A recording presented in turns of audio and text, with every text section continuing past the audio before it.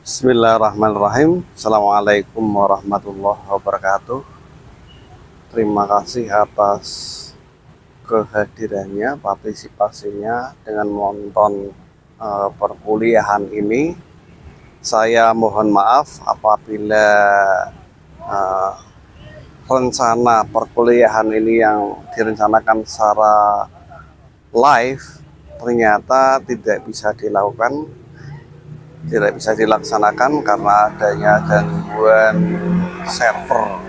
Nah, ini setidaknya ini saya mengajak Anda bisa mendapatkan feel bagaimana perkuliahan di luar kelas. Ini saya ada di Taman Indonesia Kaya Semarang. Oh iya, iya. Mari. Ini iyalah. Ya. Selamat datang di Pak Iwan Channel ya. Di Pak Iwan Channel kita ada di mata kuliah Hukum Perdata.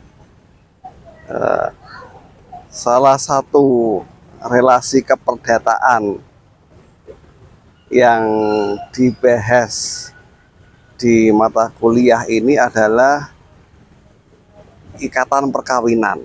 Nah, karena dalam masyarakat itu mempunyai lembaga yang karakternya berusaha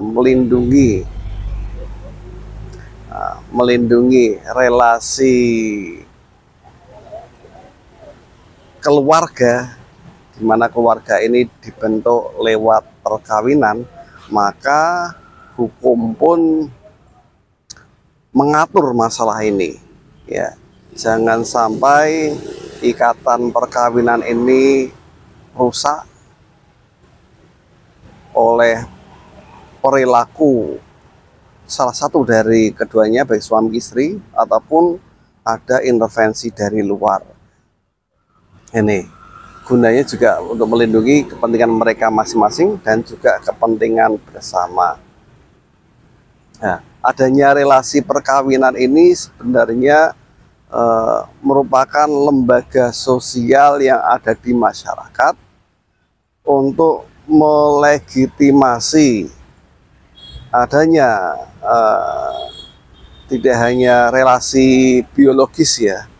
Nah, kalau relasi biologis kita mengenalnya sebagai adanya dorongan seksual antar lawan jenis, dan tidak hanya itu, kemudian juga ada dengan relasi biologis ini muncul aktivitas reproduksi, di mana dengan aktivitas seksual keduanya membentuk keluarga, mereka beranak pinak, membentuk keluarga kecil dari anak, kemudian turun lagi menjadi anak cucu, punya menantu, punya cucu, punya cicit, dan seterusnya. Ini mengembangkan sebuah keluarga. Ini merupakan relasi sosial untuk melegitimasi tidak hanya relasi biologis, tapi juga keluarga. Bagaimanapun juga antara suami istri harus ada perlindungan hukumnya, dan juga terhadap anak yang dilahirkannya. Ini terkait dengan akibat hukum lanjutannya. Dari perkawinan muncul anak, muncul juga harta perkawinan. Ini bagaimana nanti pengelolaan harta perkawinan, pengasuhan anak ini harus dilindungi oleh hukum. Nah, hukum juga diharapkan hadir melindungi relasi perkawinan antara laki-laki dan perempuan sebagai suami istri. Ya, sebenarnya relasi perkawinan ini merupakan relasi yang sangat menguntungkan ya bagi dan memberikan perlindungan hukum terutama bagi wanita. Nah, dengan menikah mereka terjamin secara hukum bahwa mereka menjadi pihak dengan perkawinan menjadi dasar hukum bahwa wanita, si istri ini wajib dinafkahi oleh suaminya. Dan anak yang dilahirkannya ini juga dilindungi, mendapatkan pelindungan dari suaminya. Dan apalagi sekaligus sebagai ayah dari si anak. Nah, ketika dalam perkawinan juga menghasilkan harta perkawinan berkembang, maka relasi perkawinan ini tidak semata-mata dipandang sebagai relasi sosial saja, melainkan juga relasi ekonomi. Jadi ada perkembangan. Karena yang dilindungi itu tidak hanya relasi antara suami dengan istri, orang tua dengan anak, tapi juga bagaimana keluarga tersebut antara suami dan istri mengembangkan harta kekayaannya. Dengan menikah, kita bisa menjadi lebih kaya, lebih makmur. Atau juga ada orang yang menikah kok malah semakin miskin. Karena tidak kuat dengan kemiskinannya, mereka malah ada inisiatif untuk bercerai. Ya, ini sangat-sangat disayangkan. Mengingat namanya perkawinan itu relasi yang diharapkan tetap berkembang dari awal hingga akhir hayat. Tidak hanya di hari tua, tapi hingga ajal memisahkan. Nah, ini menjadi romantisme yang diinginkan pasangan yang menikah. Ya, dan yang perlu diingat bahwasanya relasi perkawinan ini merupakan relasi yang paling kuat. Adalah relasi gender yang paling kuat. Kalau saya ngomong relasi gender, berarti relasi antara jenis kelamin yang paling kuat. Kita mengenal banyak relasi gender lainnya, seperti mungkin apa, ta'aruf. Tanpa ta'aruf, tidak ta'aruf maka tak kenal maka ta'aruf, itu ya. Itu logikanya. Ada juga pacaran. Pacaran ini relasi, kalau relasi gender pacaran ini pelindungan hukumnya hampir tidak ada, karena keduanya tidak terikat pada hubungan hukum. Nah, perkawinan itu salah satu hubungan hukum yang tidak hanya dilegitimasi oleh agama, tidak hanya dilegitimasi oleh adat, tapi juga dilegitimasi oleh negara. Nah, 3 hal ini menjadikan lembaga perkawinan itu tetap kuat dari dahulu sampai hingga sekarang, dan mungkin hingga kiamat ini. Nah, mengingat relasi perkawinan adalah relasi yang diidam-idamkan, lembaga yang diidam-idamkan dalam relasi gender. Nah, mungkin seorang wanita melakukan hubungan seksual dengan berbagai macam laki-laki. Nah, karena tidak ada pelindungan hukum, ia mendambakan ada laki-laki yang menikahinya. Karena dengan menikah, ia akan merasa safe, adanya pelindungan, mereka akan dilindungi, tidak hanya oleh laki-laki secara motif dari si laki-lakinya, tapi juga bagaimana hukum memberikan perlindungan padanya. Nah, ini kita bisa melihat bahwa perkawinan ini secara konsep lembaga ini dibentuk untuk melindungi perempuan dan anak-anak yang dilahirkannya. Itu sih intinya. Nah, itu terkait dengan bagaimana peradaban manusia dalam membentuk lembaga perkawinan. Dan juga kalau hukum, bagaimana hukum melihat relasi perkawinan ini. Ternyata perkawinan ini adalah lembaga yang tidak hanya dilegitimasi oleh hukum agama, tapi juga hukum adat dan juga hukum negara. Nah, relasi gender lainnya ini hanya dikenal secara sosial. tapi tidak kuat secara agama, secara adat maupun negara. Hal ini juga memperlihatkan bahwasanya perkawinan ini adalah perikatan yang paling penting, stabil, dan dilindungi oleh hukum, termasuk dalam relasi keperdataannya. Dan perkawinan itu adalah salah satu bentuk dari perikatan. Perikatan, kalau kita mengenal perikatan tidak hanya perjanjian semata, tapi juga perikatan, di mana negara hadir di dalamnya. Bahkan bisa memaksa salah satu pihak. Mereka dengan perkawinan tidak hanya dilindungi oleh perjanjian perkawinan, tapi juga negara hadir dan bisa memaksa baik suami maupun istri untuk tunduk patuh pada hukum yang memberikan perlindungan pada masing-masing pihak. Itu intinya. Dan di Indonesia, regulasi yang mengatur tentang perkawinan ini diundangkan lewat Undang-Undang Nomor 1 Tahun 1975 sebagai pengganti buku 1 tentang orang di KUH Perdata atau Burgerlijk-Wetboek. Dan juga muncul regulasi-regulasi turunannya. Sebelum regulasi turunannya, Undang-Undang Nomor 174 ini juga ada hal yang diubah lewat Undang-Undang Nomor 6 Tahun 2019, tapi perubahannya ternyata hanya terkait dengan batas usia perkawinan saja. Konten-konten substantif lain masih banyak terkandung dalam Undang-Undang Nomor 1 Tahun 1975.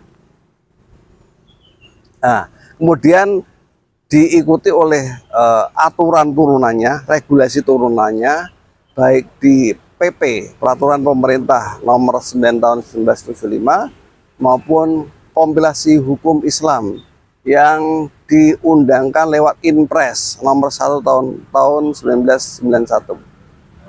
Inpres kompilasi hukum Islam, KHI.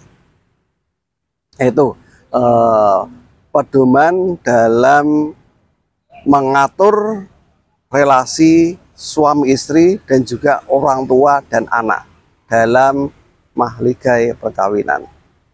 Itu. Kemudian kalau ada mempelai laki-laki dan perempuan ingin menikah, tentu harus memenuhi syarat. Syaratnya sebenarnya agama pun sudah menetapkan, dan adat pun juga ikut serta menetapkan, mengikuti ketentuan-ketentuan dalam hukum agama. Ini legitimasi agama dan legitimasi adat terkait dengan perkawinan. Nah, kalau mereka menikah juga ternyata harus memenuhi syarat-syarat yang ditentukan oleh agama. Dan negara pun lewat regulasinya juga mengakomodir, melegitimasi ini dalam bentuk undang-undang. Ya, seperti pernikahan ini harus memenuhi syarat material. Seperti syarat materialnya berupa apa? Kedua mempelai tidak boleh mempunyai hubungan darah. Misalnya menikah dengan ayah atau menikah dengan anak sendiri, ini tidak diperkenankan. Atau menikah dengan kakak kandung, ini tidak diperkenankan. Menikah dengan saudara sepersusuan, nah ini juga dilarang oleh agama. Ini ya, ini menjadi syarat-syarat material yang perlu diperhatikan agar pasangan ini memenuhi syarat. Karena larangan-larangan dalam agama ini tidak boleh dikesampingkan. Kemudian negara ternyata juga ikut andil dalam memberikan syarat-syarat lain, yakni pertama adanya konsensus. Meskipun dalam masyarakat pernah muncul fenomena nikah paksa, kawin paksa.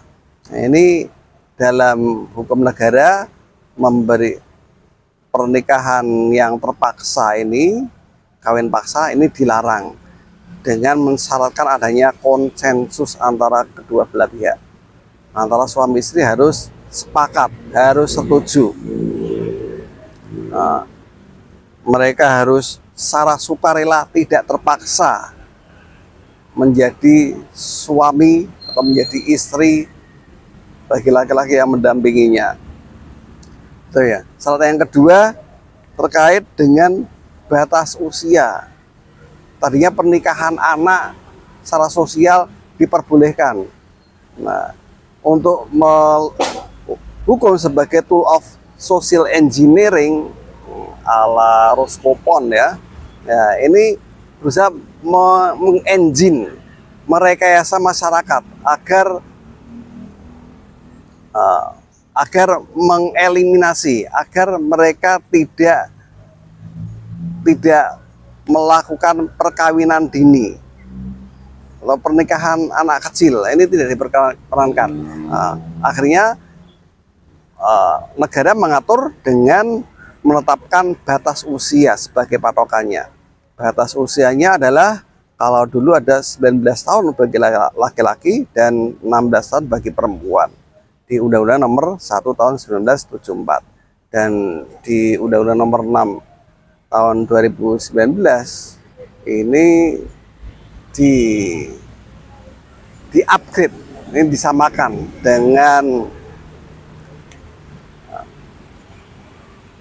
dengan paradigma kesetaraan gender, baik laki-laki dan perempuan keduanya harus melampaui batas usia sama-sama 19 tahun. Ini terkait dengan batas usia. Selain batas usia, ini negara juga menetapkan adanya izin orang tua. Ya, kalau dalam agama kita mengenal adanya konsep wali. Perempuan kalau mau menikah lewat wali. Dan ketika melakukan akad, yang melakukan akad adalah mempelai laki-laki dengan wali perempuan. Nah, ini konsep walinya.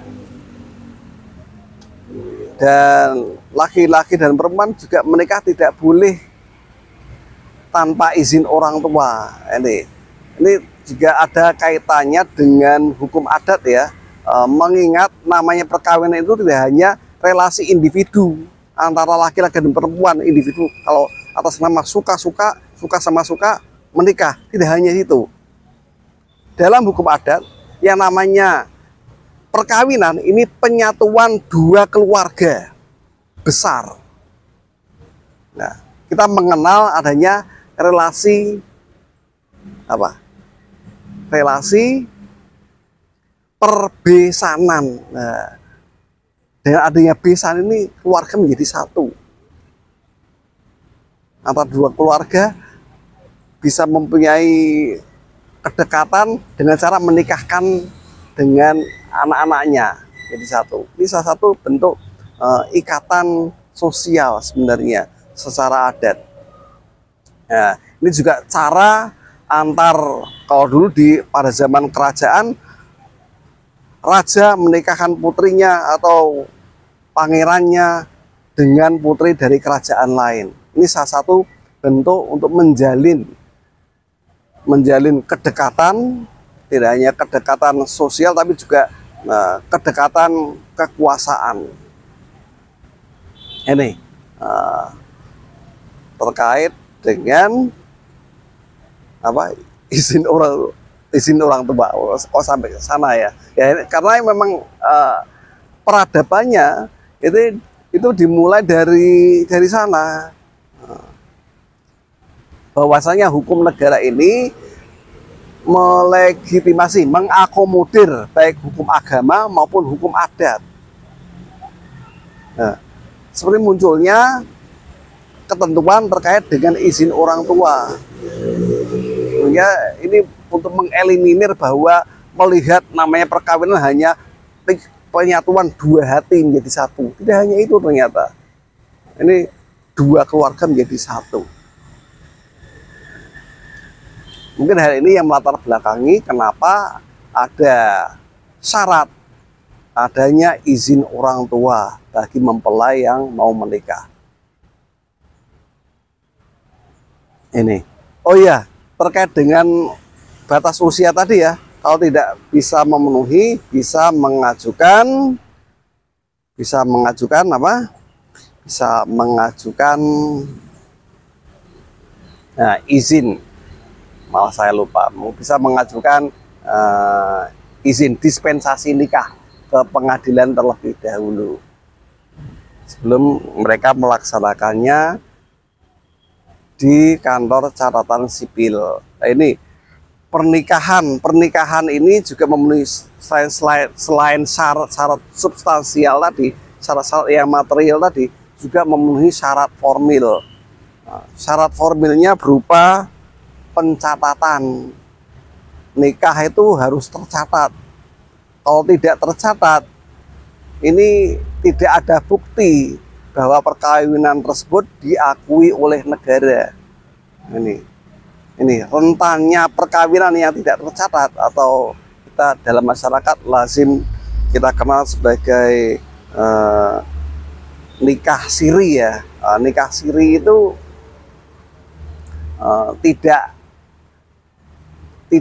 terlindungi pengakuan, tidak ada bukti adanya pengakuan negara terhadap perkawinan. Kalau tidak ada bukti, maka bagaimana negara bisa melindungi hak-hak istri misalnya atas nafkah? Ini tidak bisa dilakukan. Nah, ini terkait syarat formil. Nah, kalau ada orang nikah siri bagaimana? Karena tidak terlindungi. Oh, ternyata ada lembaga yang punya fungsi melegitimasi syarat formil tadi, yakni lembaga, ada dua lembaga di Indonesia, yakni lembaga namanya Itsbat Nikah untuk mempelai yang beragama Islam, dan lembaga pengesahan perkawinan. Nah, sebetulnya dua lembaga ini punya fungsi yang sama, yakni mengesahkan perkawinan yang sebelumnya dilakukan secara agama atau secara adat untuk dilegitimasi dalam koridor hukum nasional, dalam koridor hukum negara. Ini untuk memenuhi syarat formil. Nah, kalau syarat formil dalam agama ya ada, kalau menikah harus memenuhi rukun-rukun nikah. Adanya mempelai, adanya wali, adanya saksi, ya itu syarat formil dalam hukum agama. Tapi kalau syarat formil dalam hukum negara ini tercatat. Tercatat itu bagaimana? Dilegitimasi oleh hukum negara, tercatat, ada buktinya. Kalau menikah ada akte perkawinan, yang akte perkawinan itu ada dalam buku nikah. Itu. Nah, bukti tercatat ini berarti apa? Nikahnya ada aktenya, ada buku nikahnya sebagai bukti bahwa antara laki-laki dan perempuan tadi sah menjadi suami istri. Nah, itu syarat formil menjadi perkawinan. Nah, setelah menikah ini ternyata punya akibat hukum. Akibat hukumnya apa? Kalau masih berdua, tentu muncul hak dan kewajiban antara suami dengan istrinya, atau istri terhadap suaminya, atau sebaliknya. Nah, ini ya, ini akibat hukum yang langsung dirasakan, di mana istri punya kewajiban memberi nafkah pada suaminya.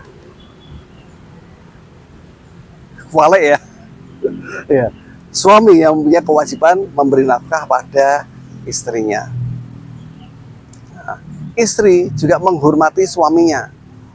Nah, ini muncul hak dan kewajiban antar mereka berdua. Dengan positioning di mana suami ini adalah pemimpin rumah tangga, kepala rumah tangga, dan istri adalah ibu rumah tangga. Nah, ini positioningnya seperti itu. Nah, setelah muncul anak, maka bertambah pula hak dan kewajibannya. Siapa yang berhak untuk memelihara anak? Siapa yang berhak memberikan, tidak berhak ya. Siapa yang berkewajiban memelihara anak? Siapa yang berhak memberikan pendidikan pada anak? Nah, ini menjadi bertambah hak dan kewajibannya. Termasuk hak dan kewajiban bertambah ketika di dalam perkawinan ini muncul harta perkawinan, yakni harta yang dibawa oleh suami maupun istri ke dalam perkawinan. Ketika mereka menikah, bertambah kekayaan mereka. Nah, kita mengenal sebagai harta bersama, atau orang masyarakat menyebutnya sebagai harta gologini. Ya, siapa ini? Harta gologini ini menjadi harta yang harus mereka kelola bersama. Ini menjadi hak dan kewajiban terhadap dua akibat hukum yang muncul berikutnya. Selain setelah mereka menikah menjadi suami istri, ada anak, muncul hak dan kewajiban. Terhadap harta juga muncul hak dan kewajiban atas harta tersebut. Nah, ini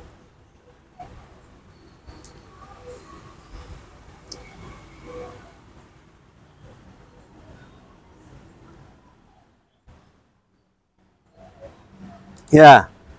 Kemudian kita lihat, ternyata kalau kita perhatikan,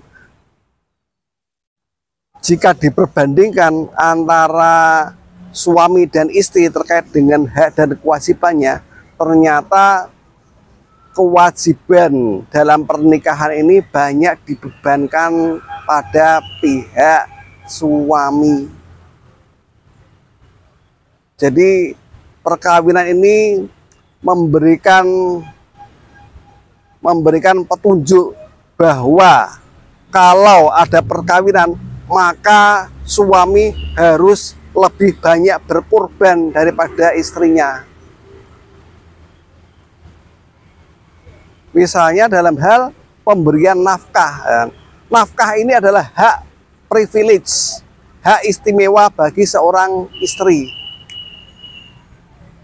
Laki-laki sama sekali tidak punya hak menuntut nafkah dari istrinya.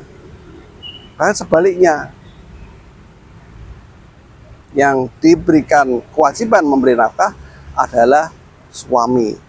Ini sebuah gambaran bahwa lembaga perkawinan ini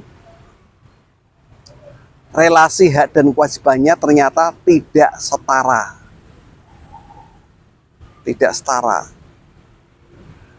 Meskipun masyarakat menggaungkan konsep kesetaraan gender, egalitarianisme, suami dengan istri harus setara, sederajat, tidak boleh diskriminasi. Tetapi tetap ketika dalam relasi perkawinan, yang bertanggung jawab memberi nafkah adalah suami. Nah, di sini relasinya jelas tidak setara dan menuntut suami untuk lebih banyak berkorban menuruti kebutuhan dan kemauan istrinya.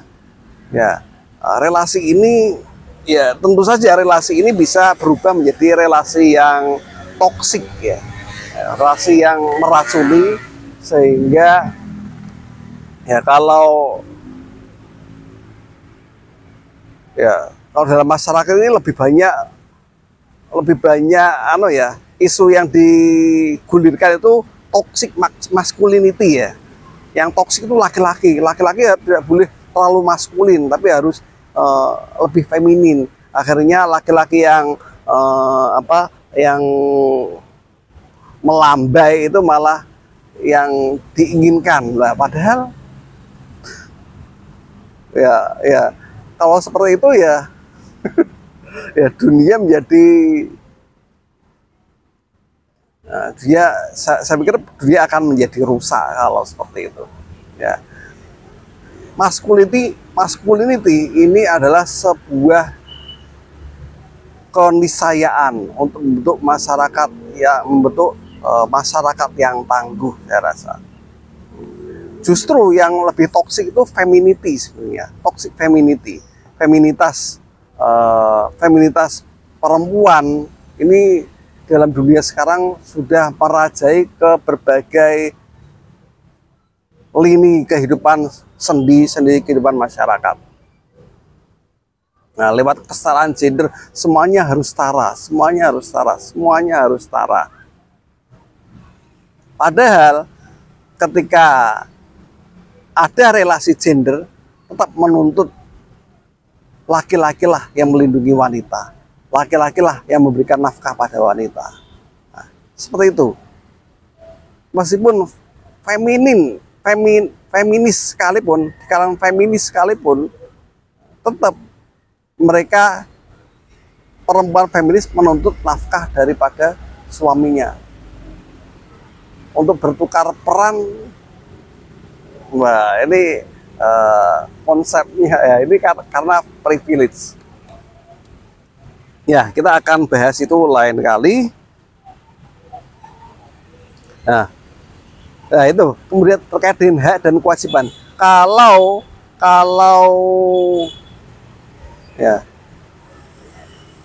Kalau tidak terpenuhinya hak dan kewajiban, ini seperti halnya perikatan yang lain, dengan alasan tidak terpenuhinya hak, salah satu pihak bisa menuntut putusnya perikatan perkawinan tadi. Ikatan perkawinan bisa diputus. Atau bisa dikatakan juga dengan tidak dipenuhinya hak dan kewajiban, maka baik suami maupun istri, ya, baik suami maupun istri bisa mengajukan perceraian.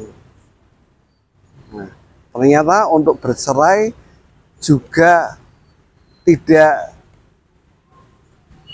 langsung saja meninggalkan istrinya atau meninggalkan suaminya. Hukum pun juga mengatur bagaimana mempelai dianggap resmi, dinilai resmi bercerai. Itu harus memenuhi syarat-syarat formil maupun material. Oh, syarat formilnya jelas harus lewat putusan pengadilan, diajukan gugatan perceraian terlebih dahulu di pengadilan hingga pengadilan memutuskan terjadinya perceraian atau tidak. Ini. Nah, kemudian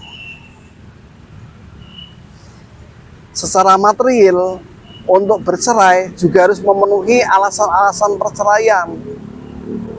Tidak karena hanya tidak suka lagi pada istrinya atau hilangnya cinta pada suaminya langsung meninggalkan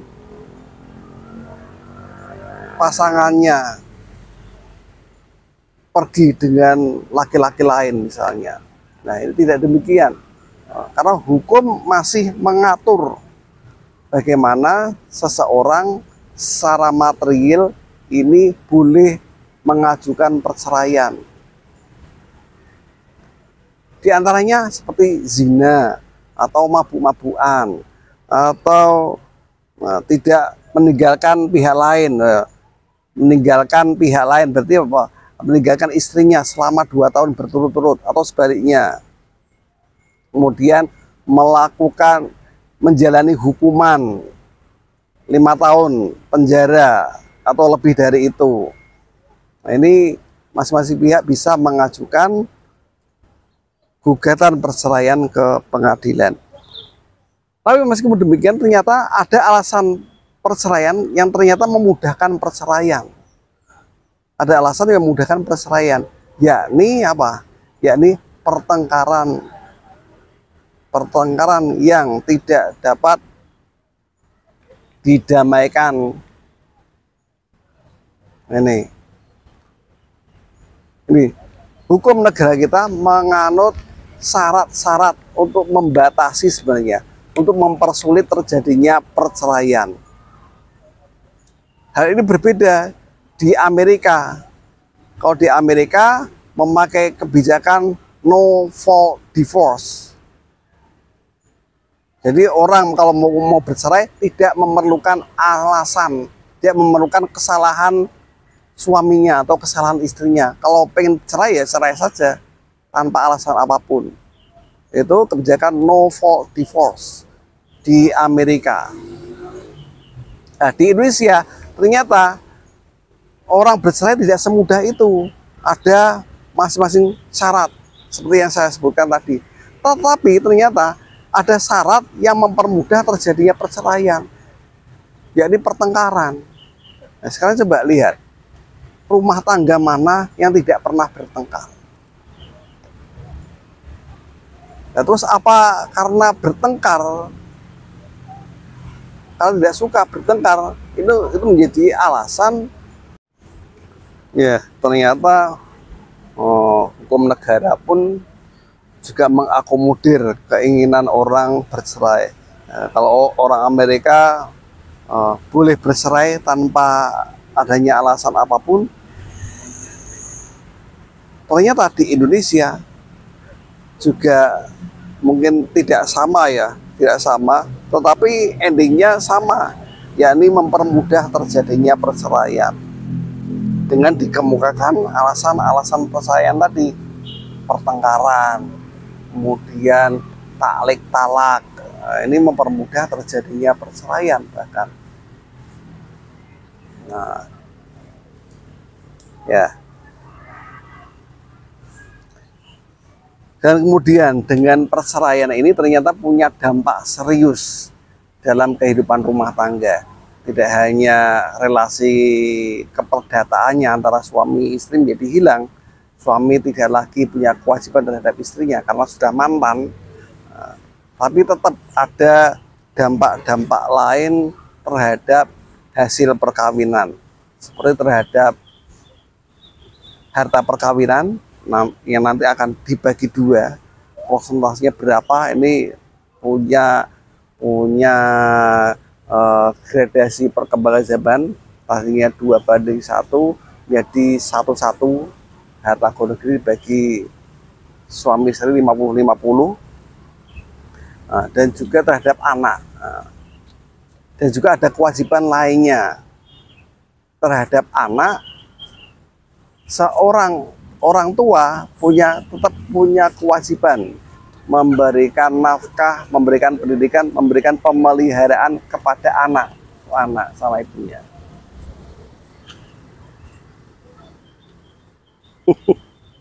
Lihat kita tadi.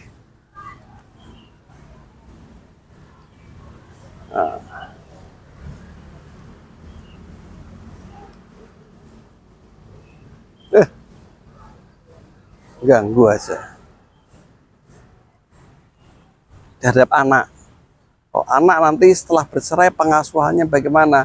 Apakah diasuh oleh ayah atau diasuh oleh ibu? Nanti pengadilan juga yang akan menentukannya. Kemudian juga biayanya ya nanti ditanggung oleh ayah sebagai pihak yang punya kewajiban prioritas untuk memberikan biaya terhadap anak.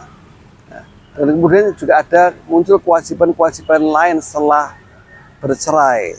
Misalnya kalau selama ini terhadap istrinya tidak pernah memberikan nafkah, setelah bercerai maka si suami tetap dituntut kewajibannya untuk memberikan nafkah terhutang pada istrinya. Tuh. Kalau selama ini tidak memberikan nafkah, tetap ditagih. Itu soalnya secara perikatan ini wan prestasi. Wan prestasi itu bisa dituntut untuk pemenuhannya, plus ganti rugi, plus dendanya. Misalnya. Dan ternyata selain tuntutan tadi ganti rugi, wan prestasi, juga ada tuntutan secara perkawinan menganut adanya adanya masa iddah. masa tunggu. Wanita yang masih ada dalam masa tunggu dalam perceraian ini tetap diberikan nafkah oleh suaminya, oleh mantan suaminya. Dalam posisi iddah ini secara perkawinan ini sebenarnya sudah putus ikatan perkawinannya, tapi demikian tetap kepada istri tetap diberikan nafkah iddah selama sebagai masa tunggu. Nah, ini bagaimana? Ini diadopsi dari hukum agama ya. Nah, intinya bagaimana hukum agama maupun hukum adat maupun hukum negara di dalam perkawinan ini fokusnya adalah melindungi kaum yang rentan. Kaum yang rentan di sini adalah wanita dan anak-anak. Gitu. Oh ya, kemudian yang terakhir terkait dengan perjanjian perkawinan. Nah, orang menikah itu sebenarnya sudah perjanjian sebagai sebuah perikatan. Dengan perkawinan mempunyai akte perkawinan di dalam buku nikah. Mereka terikat hak dan kewajibannya antara suami istri. Tidak hanya yang diperjanjikan, tapi juga hak dan kewajiban yang diwajibkan, yang diatur oleh negara. Tapi di sini masing-masing mempelai juga mengatur sendiri klausul-klausul perjanjian antara kedua belah pihak.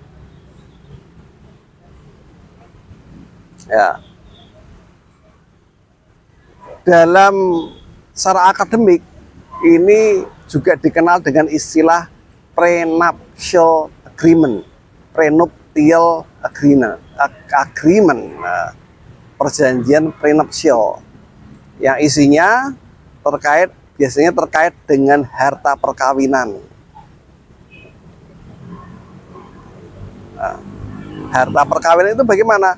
Untuk melindungi harta dari percampuran harta bersama. Misalnya, ini pada umumnya melindungi wanita ya. Misalnya kalau ada wanita kaya kemudian menikah, tentu ia khawatir setelah menikah ia menjadi miskin dengan adanya perkawinan. Untuk melindungi kekayaannya bagaimana? Caranya dengan mengadakan prenuptial agreement, perjanjian nikah di notaris.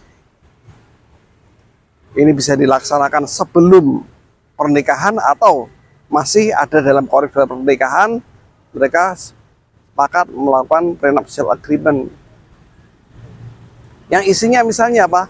Tetap mengakui ini adalah harta milik istrinya, supaya harta bawaannya tidak bercampur menjadi harta perkawinan.